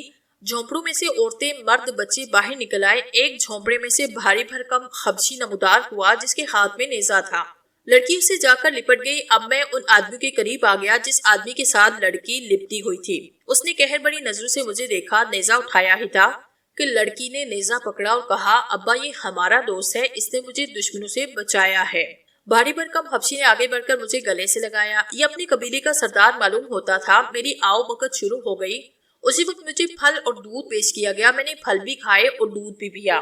سردار اس بات پر بڑا حیران تھا کہ میں ان کی زبان بڑی آسانی اور مہارت سے بول اور سمجھ سکتا تھا۔ لڑکی نے جب اپنے باپ کو بتایا کہ میرے پاس طلسمی مہرہ ہے جس کو منہ میں رکھنے سے آدمی غائب ہو جاتا ہے، تو ایک دم مجھے فکر پڑ گئی کہ یہ سردار کہیں طلسمی مہرے کے لالچ میں آ کر مجھے قتل کر کے طلسمی مہرے پر قبضہ نہ کر لے۔ میں نے فوراً طلسمی مہرہ اپنے منہ میں رکھا اور غائب ہو گیا۔ تمام جنگلی ڈر کے مارے 2 قدم پیچھے ہٹ گئے۔ سردار کی آنکھیں بھی کھلی کی کھلی رہ گئی۔ میں نے کہا، سردار میں مسافر ہوں اور ملک مصر جانا چاہتا ہوں، مجھے صرف اتنا بتا دو کہ میں مصر کیسے پہنچ سکتا ہوں۔ سردار بولا، میں اپنا آدمی تمہارے ساتھ کر دیتا ہوں، وہ تمہیں سمندر کی بندرگاہ پر پہنچا دے گا، وہاں سے مصر کے صرف بادبانی جہاز چلتے ہیں۔ میں نے کہا، وہ آدمی میرے ساتھ کر دو، میرے پاس زیادہ وقت نہیں۔ سردار نے ایک نیزہ بردار حبشی کو اشارہ کیا، وہ سامنے آیا۔ سردار بولا، ہمارے مہمان کو سمندر کے گھاٹ تک پہنچا دو۔ پھر میری طرف رخ کر کے بولا، تم غائب رہو گے تو ہمارا آدمی تمہاری رہنمائی کیسے کر سکے گا؟ میں نے کہا، اپنے آدمی سے کہو کہ جس طرف سمندر کی بندرگاہ ہے اس طرف کو چل پڑے، میں اپنے آپ اس کے پیچھے پیچھے چلتا رہوں گا۔ سردار نے نیزہ بردار حبشی کو اشارہ کیا، حبشی ایک طرف کو چل پڑا، میں بھی اس کے پیچھے پیچھے چل پڑا۔ میں ان حبشی وحشی جنگلیوں کے سامنے ظاہر نہیں ہونا چاہتا تھا۔ مجھے شک پڑ گیا کہ جیسے کہ میں ظاہر ہوا، سردار کے اشارے پر یہ لوگ فوراً مجھے قابو کر لیں گے یا مار ڈالیں گے اور سردار میرے طلسمی مہرے پر قبضہ کر لے گا۔ طلسمی مہرہ اگر سردار کے پاس چلا جاتا ہے تو ایک ایسا ہتھیار تھا کہ جس کی طاقت پر وہ افریقہ کے سارے جنگلی قبیلوں کو اپنے ماتحت کر سکتا تھا۔ نیزہ بردار حبشی میرے آگے آگے تیز سے چلا جا رہا تھا، میں بھی تیز سے قدم اٹھائے اس کے حکم میں جا رہا تھا۔ جب ہم جنگل میں کافی دور نکل گئے تو حبشی رک گیا، میں بھی رک گیا۔ وہ مڑ کر پیچھے دیکھنے لگا، شاید وہ یہ معلوم کرنا چاہتا تھا کہ کیا میں اس کے پیچھے آ رہا ہوں۔ میں نے اس کی زبان میں کہا، میں تمہارے پیچھے جا رہا ہوں، تم چلتے جاؤ۔ وہ دوبارہ تیز سے چلنے لگا۔ غائب ہونے کے بعد میرا جسم اتنا ہلکا ہو گیا تھا کہ میں جیسے ہوا کے جھونکے کے ساتھ چل رہا تھا۔ جنگلی حبشی بہت تیز لمبے لمبے ڈگ بڑھتا چلا جا رہا تھا۔ میرے جسم پر وہی نیلی چادر تھی جو سردار کی بیٹی نے مجھے دی تھی۔ کسی ساحلی شہر یا قصبے میں پہنچ کر میں نیا لباس خریدنا چاہتا تھا۔ وہ 2.5 گھنٹے کی مسافت طے کرنے کے بعد ہم ایک مختصر سے ساحلی قصبے میں آ گئے جس کی بندرگاہ پر کچھ بادبانی جہاز سمندر میں کھڑے تھے۔ یہاں میں نے حبشی کو واپس بھیج دیا۔ بندرگاہ پر کافی لوگ کام کرنے میں مصروف تھے، یہاں میں ظاہر ہو کر ہی کسی سے معلومات حاصل کر سکتا تھا۔ میں بندرگاہ سے ہٹ کر درختوں کے پاس آیا اور لوگوں کی نظروں سے بچ کر میں نے مہرہ منہ میں نکالا اور اس کے ساتھ ہی میں نظر آنا شروع ہو گیا۔ پتہ چلا کہ ایک بادبانی جہاز تیسرے دن مصر کی بندرگاہ سکندریہ کی طرف روانہ ہوگا۔ میں نے قصبے کے بازار میں جا کر نئے کپڑے خرید کر پہن لیے۔ ایک ہیرا جوہری نے کہا، اونے پونے کر کے فروخت کر دیا۔ تیسرے دن ایک بادبانی جہاز میں سوار ہوا۔ 10-12 دن ابنائے بحرہ احمر کے سمندر میں سفر کرنے کے بعد سکندریہ پہنچ گیا۔ وہاں سے قافلے میں شامل ہو کر مصر کے دارالحکومت پہنچا۔ وہاں سے سیدھا دریا کنارے اپنے مکان پر گیا۔ کنچن مجھے دیکھ کر بے حد خوش ہوئی، کہنے لگی، تم اتنے دن کہاں کھو گئے تھے؟ معلوم ہوا کہ میں 1 مہینے کے بعد گھر واپس آیا ہوں۔ میں کنچن کو لے کر بیٹھا اور اسے پوری کہانی سنائی اور کہا، فوراً میرا تعویذ لا کر میرے بازو کے ساتھ باندھ دو۔ وہ لپٹ کر دوسرے کمرے میں گھسی اور تعویذ لا کر میرے بازو کے ساتھ باندھا، کہنے لگی، میں تو مایوس ہو گئی تھی کہ اب تم نہیں آؤ گے۔ میں نے کہا، کنچن، اب اس ملک میں رہنا خطرات کو اپنی طرف بلانے کے برابر ہے، یہاں سے کسی دوسرے ملک کی طرف چل نکلتے ہیں۔ اس نے کہا، ہمیں کسی ایسے ملک میں جانا چاہیے جہاں تمہاری اپنی دنیا میں واپسی کی کوئی صورت بن سکے، اور یہ کوئی ایسا ملک ہی ہو سکتا ہے جہاں جادو اور طلسم عام ہو، کیونکہ کوئی جادو طلسم کا ماہر ہی تمہیں تمہاری دنیا میں واپس پہنچا سکتا ہے۔ کنچن نے بڑا درست مشورہ دیا تھا، لیکن ایسا ملک کون سا ہو سکتا تھا؟ ویسے تو تاریخ کا وہ دور ہی ایسا تھا کہ جدید علوم اور سائنس کی روشنی کہیں نہیں پھیلی تھی۔ لوگ مظاہر فطرت کو دیوی دیوتا بنا کر ان کی پوجا کرتے تھے۔ اس اعتبار سے کسی بھی ملک میں مجھے کوئی ایسا ماہر جادوگر مل سکتا تھا جو میری مدد کر سکے۔ میں نے کنچن سے کہا، لگتا ہے میرا اپنی دنیا میں واپس جانا ابھی قدرت کو منظور نہیں۔ ہم مصر میں بھی نہیں رہ سکتے، مکان بیچ کر کارواں سرائے میں جا بیٹھتے ہیں، جس طرف کو کوئی کارواں جاتا ہوگا اسی طرف چل پڑیں گے۔ ہم نے مکان فروخت کیا اور کارواں سرائے میں آ کر بیٹھ گئے۔ معلوم ہوا کہ اگلے ہفتے ملک ایران کو ایک قافلہ جانے والا ہے۔ میں نے کنچن سے کہا، ایران آتش پرستوں کا ملک ہے، یہ لوگ جادو ٹونے کے سخت خلاف ہیں، اس لیے ہمارا ایران جانا بیکار ہے۔ وہ بولی، کچھ دیر اور انتظار کر لیتے ہیں، 1 ہفتے کے بعد جب ملک ایران جانے والا قافلہ تیار ہونے لگے گا تو پتہ چلا کہ یہ قافلہ ایران سے ہوتا ہوا آگے وادی سندھ کے شہر ٹیکسالا میں جائے گا۔ اس زمانے میں ٹیکسلا کا نام ٹیکشالا ہوا کرتا تھا۔ میں نے سوچا کہ چلو ٹیکسلا چلتے ہیں اور جا کر دیکھتے ہیں کہ جس شہر کو بعد میں پاکستان میں شامل ہونا تھا آج کل اس کی شکل و صورت کیا ہے۔ یہ ایک عجیب تجربہ تھا کہ میں پاکستان کے اہم شہر کو کئی صدیوں پیچھے جا کر دیکھنے والا تھا۔ چنانچہ ہم ایران سے ہوتے ہوئے وادی سندھ کی طرف جانے والے قافلے میں سفر کرتے ہوئے 2 ماہ کے عرصے میں وادی سندھ کے ایک ساحلی شہر میں پہنچ گئے جس کا نام عجیب سا تھا۔ اس زمانے کا ٹیکسلا گنجان آباد تنگ تنگ گلی کوچوں والا چھوٹا سا شہر تھا جس کی چاروں طرف اونچی دیوار تھی۔ ابھی میں اور کنچن ٹیکسلا کی ایک سرائے میں ہی مقیم تھے کہ معلوم ہوا کہ سکندر اعظم کی فوجیں ایران کو فتح کر کے ٹیکسلا کی طرف بڑھ رہی ہیں۔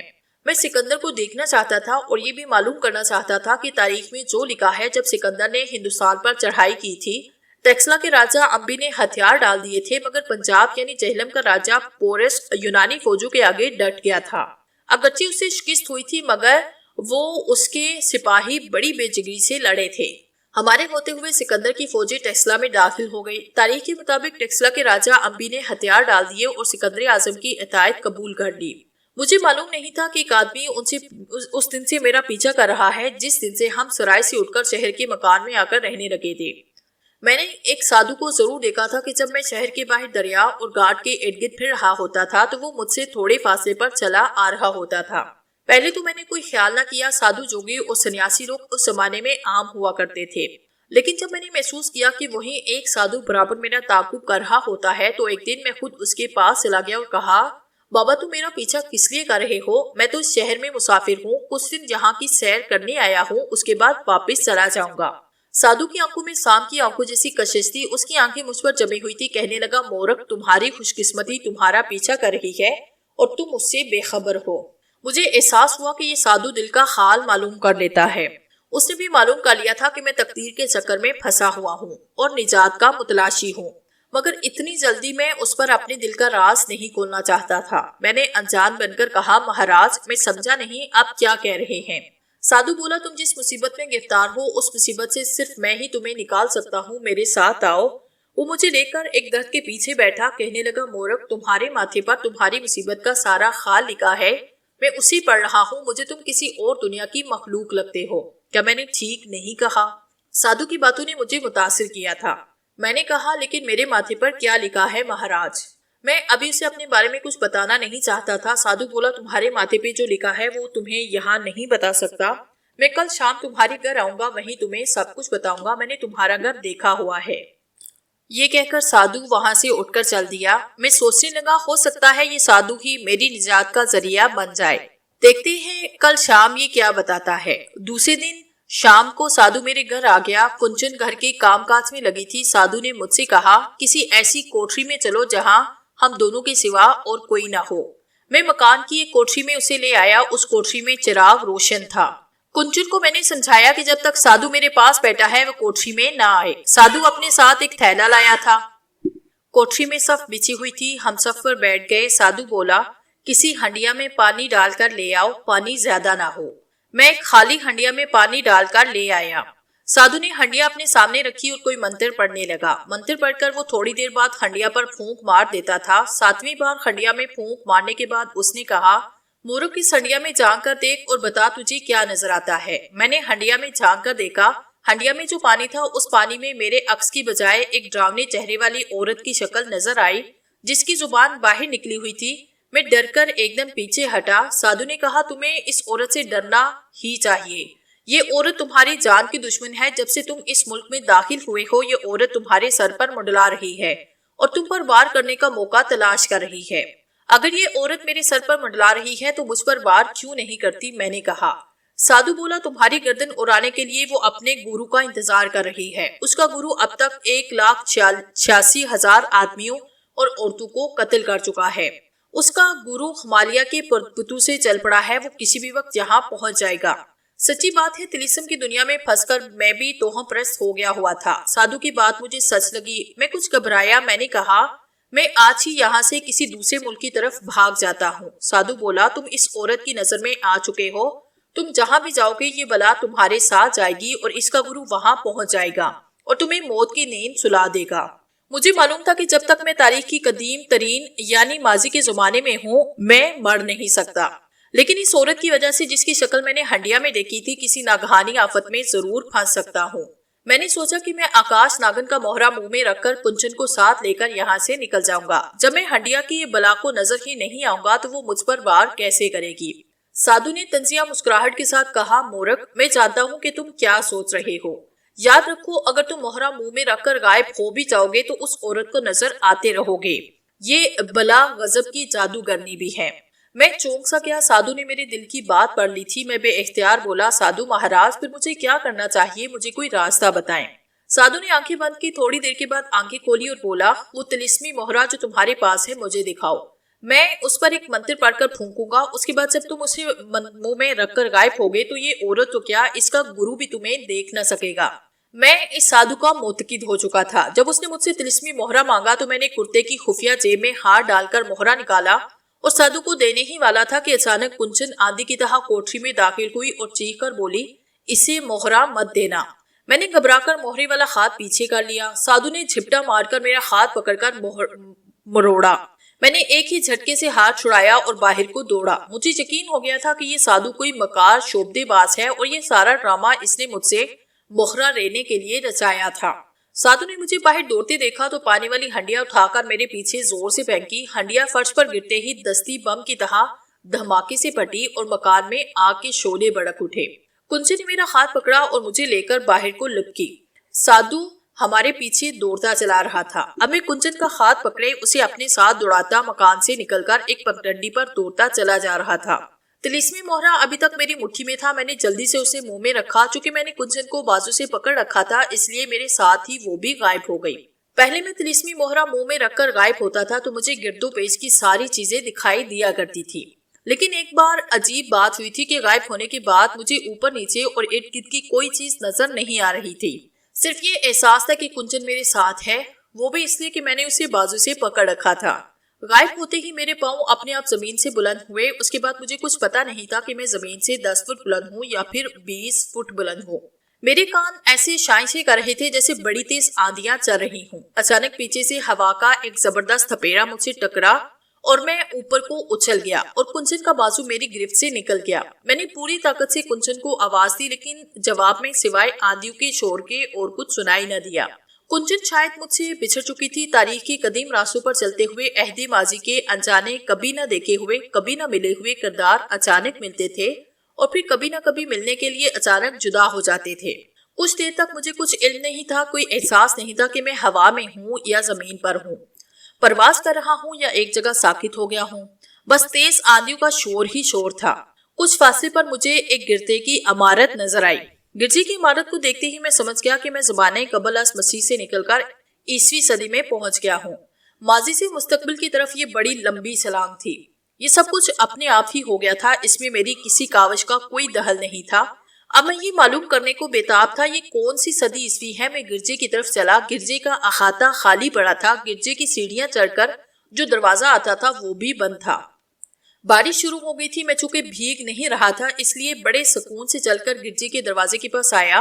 وہاں دیوار میں ایک طرف پیتل کا چمکیلا چھلا لگا ہوا تھا، شاید یہ دروازے پر دستک دینے کے لیے تھا۔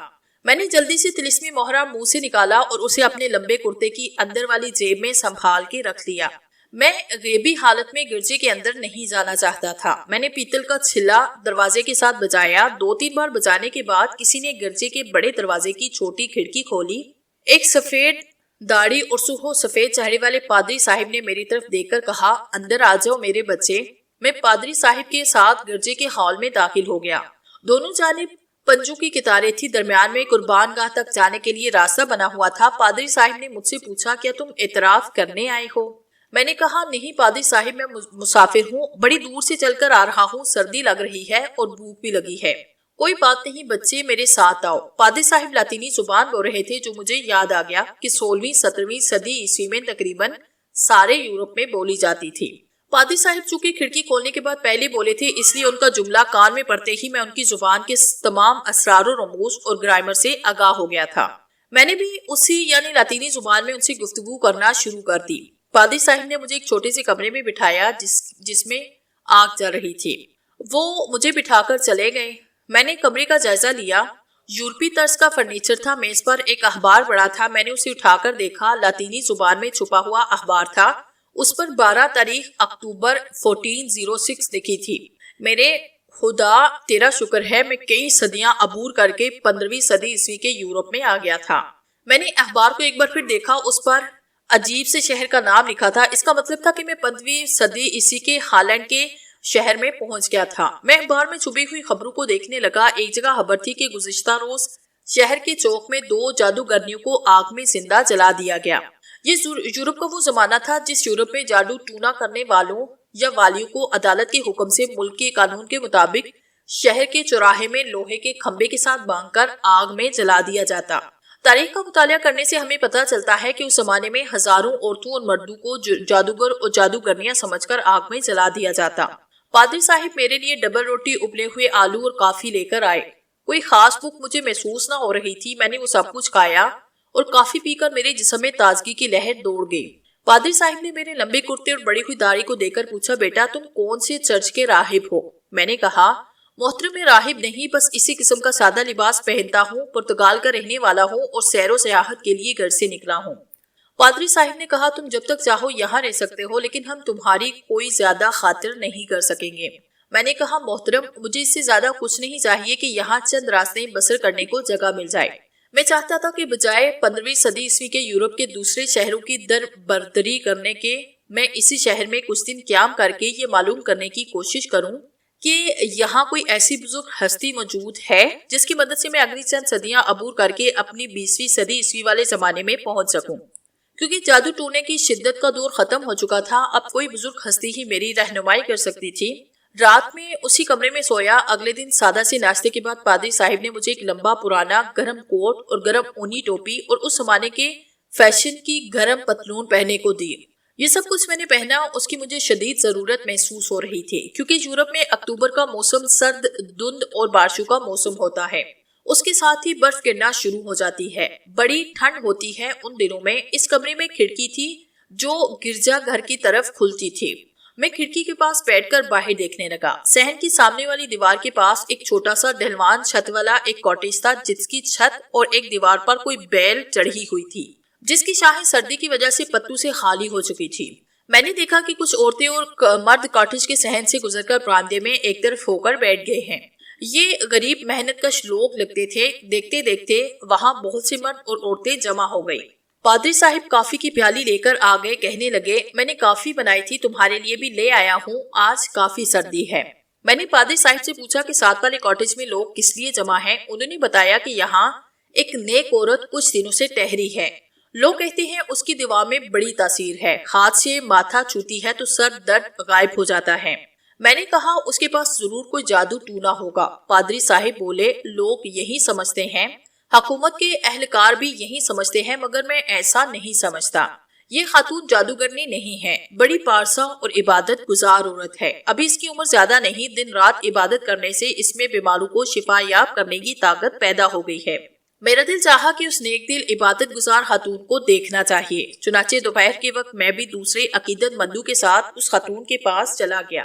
چھوٹے سے کمرے میں عورتیں اور مرد بڑے ادب سے بیٹھے تھے۔ کچھ عورتوں نے اپنے بیمار بچے اٹھائے ہوئے تھے۔ میں نے عبادت گزار خاتون کو دیکھا، نوجوان لڑکی تھی، چہرے پر بڑا نور برس رہا تھا۔ عورتیں روتے ہوئے بیمار بچوں کو لے کر خاتون کے سامنے لے جاتی۔ خاتون بچے کے سر پر شفقت سے ہاتھ رکھتی اور بچہ ایک دم رونا بند کر دیتا اور اس کا بخار وغیرہ فوراً اتر جاتا۔ میں کونے میں ایک طرف ہو کر بیٹھا اسے دیکھ رہا تھا۔ جب سب لوگ چلے گئے تو خاتون نے نگاہیں اٹھا کر میری طرف دیکھا۔ اس کی آنکھوں میں بڑی رحم دلی اور شفقت تھی۔ کہنے لگی، تم بیمار نہیں لگتے، میں تمہاری کیا خدمت کر سکتی ہوں؟ مجھے ایسی لگا جیسے اس کی نگاہیں میرے دل کی گہرائیوں میں پہنچ چکی ہیں اور اسے میری زندگی کے سب کے راز کے بارے میں معلوم ہو گیا ہے۔ لیکن میں نے اپنا آپ ظاہر نہ کیا۔ میں نے کہا، میں نے تمہاری بڑی تعریف سنی تھی محترمہ، بس حاضری دینے آ گیا ہوں۔ خاتون نے آنکھیں بند کی اور آہستہ سے کہا، خداوند تم پہ رحم کرے۔ اس کے بعد وہ کچھ نہ بولی۔ آنکھیں بند کرنے کے بعد جیسے وہ مراقبے میں چلی گئی، میں خاموشی سے وہاں سے چلا آیا۔ اپنی کرسی میں آ کر سوچنے لگا کہ کیا یہ عورت میری مدد کر سکے گی؟ کسی وقت خیال آتا کہ اس پر اپنا راز ظاہر کر دوں، کسی وقت خیال آتا کہ نہیں، کچھ دیر انتظار کر لینا چاہیے۔ شام کو پادری صاحب نے مجھے اپنی کوٹری میں بلوایا۔ وہ چائے بنا رہے تھے، آتش دان میں لکڑیاں چل رہی تھی۔ میں نے ان سے بالکل ذکر نہ کیا کہ میں دوپہر کو راہبہ خاتون سے ملا تھا۔ پادری صاحب چائے پیتے ہوئے موسم کی باتیں کرتے رہے۔ شام ہو رہی تھی، اتنے میں باہر سے گھوڑے کے ٹاپو کی آوازیں آئی۔ پادری صاحب نے جلدی سے اٹھ کر کھڑکی میں سے باہر دیکھا اور گھبرائی ہوئی آواز میں بولے، جس کا ڈر تھا آخر وہ بات ہو کر رہی، حکومت کے سپاہی راہبہ خاتون کو گرفتار کرنے آ گئے ہیں۔ میں بھی کھڑکی میں آ گیا۔ دیکھا کہ 10-12 سپاہی گھوڑوں پر سوار گرجے کے صحن میں داخل ہو رہے تھے۔ وہ سیدھے راہبہ خاتون کے کاٹیج کی طرف گئے۔ 3-4 سپاہی گھوڑوں سے اترے اور کاٹیج میں گھس گئے۔ دوسرے لمحے میں نے دیکھا کہ انہوں نے راہبہ خاتون کے دونوں ہاتھ پیچھے باندھ رکھے تھے اور اسے باہر لا رہے تھے۔ وہ خاتون بالکل خاموش تھی۔ پادری صاحب نے کھڑکی بند کی، ان کا چہرہ اداس ہو گیا۔ میں نے پوچھا، کیا یہ لوگ اس نیک دل خاتون کو آگ میں جلا دیں گے؟ پادری صاحب نے آنکھ بھر کر کہا، اس ملک کا یہی قانون ہے، اب تک نہ جانے کتنی بے گناہ عورتوں پر جادوگرنیوں اور چڑیلوں کا الزام لگا کر انہیں آگ میں جلا دیا گیا ہے۔ اس بیچاری کا بھی یہی انجام ہوگا۔ مجھے بے حد صدمہ ہوا۔ مجھے یقین تھا کہ یہ نیک دل خاتون نہ تو جادوگرنی ہے اور نہ چڑیل ہے، بلکہ ایک عبادت گزار پارسا عورت ہے۔ میں نے اسی وقت اسے بچانے کا فیصلہ کیا۔ میں نے پادری صاحب سے پوچھا کیا اسے آج رات کو ہی جلا دیا جائے گا؟ انہوں نے کہا نہیں، یہ کام دن کی روشنی میں شہر کے بڑے چوک میں ہوتا ہے۔ وہاں ایک چبوترا بنا ہوا ہے، چبوترے پر لوہے کا ستون ہے۔ اس قسم کی بد نصیب عورتوں کو اس ستون کے ساتھ زنجیروں سے باندھ دیا جاتا ہے۔ اس کے ارد گرد سوکھی لکڑیاں چن دی جاتی ہیں۔ شہر میں اعلان کر دیا جاتا ہے کہ آج چوک میں ایک جادوگرنی کو جلا دیا جائے گا۔ میں نے پوچھا اسے رات کو کہاں قید میں رکھا جائے گا؟ پادری صاحب نے کہا اس بارے میں بڑی رازداری سے کام لیا جاتا ہے، سوائے بادشاہ اور 2 متعلقہ افسروں کے اور کسی کو معلوم نہیں ہوتا کہ جادوگرنی کو کہاں رکھ دیا گیا ہے۔ اس کا مطلب تھا کہ مجھے دن کے وقت ہی اسے ان ظالموں سے بچانا ہوگا۔ اس رات میں بے چینی سے صبح ہونے کا انتظار کرتا رہا۔ پادری صاحب نے بتایا کہ پہل دن چڑھے جادوگرنی کو نظر آتش کیا جاتا ہے۔ میں نے معلوم کر لیا تھا کہ وہ چوک کس جگہ پر ہے۔ جب دن نکل آیا تو میں گرجا گھر سے نکلا اور قتل گاہ والے چوک میں آیا۔ وہاں لوگوں کا کافی ہجوم تھا اور لوگ آ جا رہے تھے۔ یہ سب ایک بے گناہ عورت کو آگ میں جلتا دیکھنے کے لیے آ رہے تھے۔ گھوڑ سوار سپاہی بھاری تعداد میں موجود تھے اور چبوترے کی طرف کسی کو نہیں آنے دیتے تھے۔ سب لوگ بے چینی سے راہبہ خاتون کا انتظار کر رہے تھے۔ ان میں سے کچھ عورتوں کی آنکھوں میں آنسو بھی تھے۔ یہ وہ عورتیں تھیں جنہیں یقین تھا کہ راہبہ خاتون کوئی بھی جادوگرنی نہیں ہے، مگر وہ صرف آنسو بہا سکتی تھی۔ ان کے آنسو بے گناہ خاتون کو آگ میں زندہ جلنے سے بچا نہ سکتے تھے۔ یہ کام مجھے کرنا تھا۔ میں طلسمی مہرہ اپنے ساتھ لایا تھا جو میرے لمبے گرم کوٹ کی جیب میں تھا۔ آخر وہ وقت بھی آن پہنچا جب میں نے دیکھا کہ ایک چھکڑے پر راہبہ خاتون کو لایا جا رہا تھا۔ وہ سر جھکائے چھکڑے میں خاموش بیٹھی تھی۔ 4 سپاہی چھکڑے میں اس پر پہرا دے رہے تھے۔ 2 گھوڑ سوار چھکڑے کے آگے آگے چل رہے تھے۔ چبوترے کے پاس چھکڑا آ کر رک گیا۔ 2 سپاہیوں نے راہبہ خاتون کو بازو سے پکڑ کر اٹھایا اور کھینچتے ہوئے چبوترے پر لے آئے۔ لکڑیوں کے درمیان جو تنگ راستہ بنا ہوا تھا اسی میں سے چلا کر سپاہی راہبہ خاتون کو لوہے کے کھمبے کے پاس لائے اور اسے زنجیر سے کھمبے کے ساتھ باندھ دیا۔ اس کے ساتھ ہی سپاہی جلدی سے پیچھے ہٹ گئے اور خالی جگہ پر بھی سوکھی لکڑیاں ڈال دی۔ میں لوگوں کے پاس بیٹھا تھا، جلدی سے اٹھ کر پیچھے چلا گیا۔ پیچھے پتھروں کا ایک اونچا ڈیر لگا ہوا تھا۔ میں اسی ڈیر کی اونٹ میں ہو گیا۔ جیب سے موہرا نکال کر دائیں بائیں دیکھا، میری طرف کسی کی توجہ نہ تھی۔ میں نے موہرا منہ میں رکھا، موہرا منہ میں رکھتے ہی میں غائب ہو گیا۔ اس وقت لکڑیوں کو آگ دکھا دی گئی تھی اور دھواں اٹھ رہا تھا۔